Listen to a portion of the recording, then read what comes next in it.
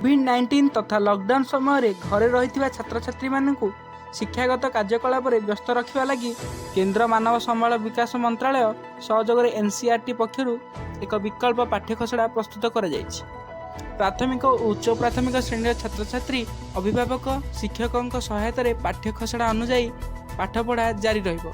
पूर्वर गत एप्रिल मासरे 4 सप्ताह विकल्प एकाडेमिक कैलेंडर जारी होइतिला। एही कैलेंडर रे शिक्षकों पई निर्दिष्ट गाइडलाइन रही। सामाजिक गणमाध्यम भली विभिन्न वैषयिक उपकरणर उपयोग करी छात्र छात्री को आमोदपूर्ण भाव में पाठ पढ़ाई पद्धति उपलब्ध अच्छी। छात्र छात्री अभिभावक और शिक्षक यार उपयोग करें। मोबाइल रेडियो टीवी और विभिन्न सामाजिक गणमाध्यम पहुँच स्तर प्रति ध्यान दि जाएगी।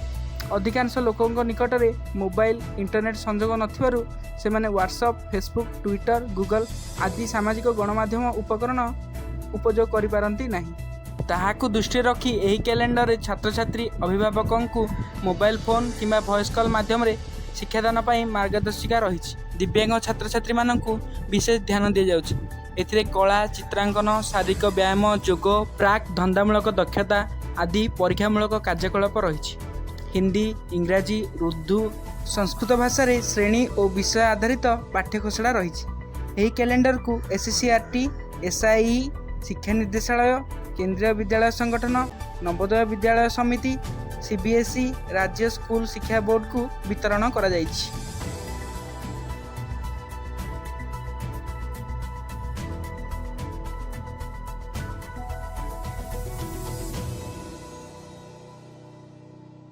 एमिति गुरुत्वपूर्ण खबर जानिया आम चैनल को सब्सक्राइब करंतु।